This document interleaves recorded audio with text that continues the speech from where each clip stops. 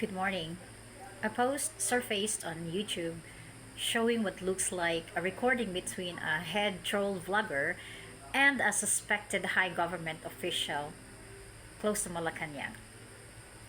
I'm personally not a fan of this official, especially because of the history of fake news, twisting stories, and misleading narratives. But of course, we can't just believe everything we see and hear on social media these days, right? When you listen to the audio, the voice doesn't sound like her at first, but then in certain parts it suddenly does.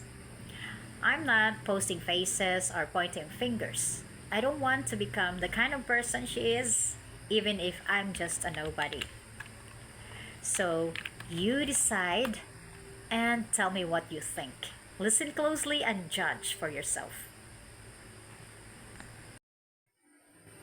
Nakita na ko ni nga post sa YouTube usa ka recording kuno sa panagistoryahay sa usa ka head troll vlogger o usa ka giingon nga high government official sa Malacanang.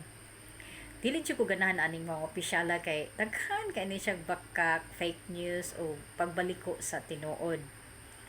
Pero karong panahon na, dili man gyud ta dapat magdali-dali og tuo sa makita og madungog nato sa social media, di ba? Pagpaminaw nako sa audio sa sinugdanan kay murag dili siya. Pero sa pipila ka parte, kalit nga murag iya na gyud tingog.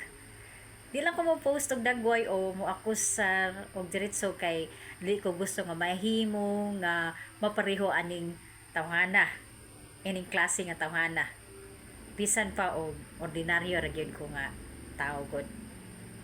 Pero kamo na lay hukom unsa inyong tan-aw. Problema mo yan.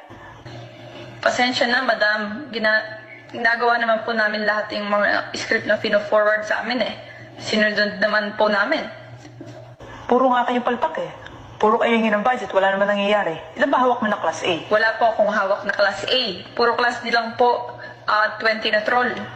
Problema mo yan. Napakabobo ng mga kinuha mo. Ay, nagsasawa na rin po ako, madam. Ganito na lang. I resign. Starting today. And remind lang po kita, record din to pag-uusap natin.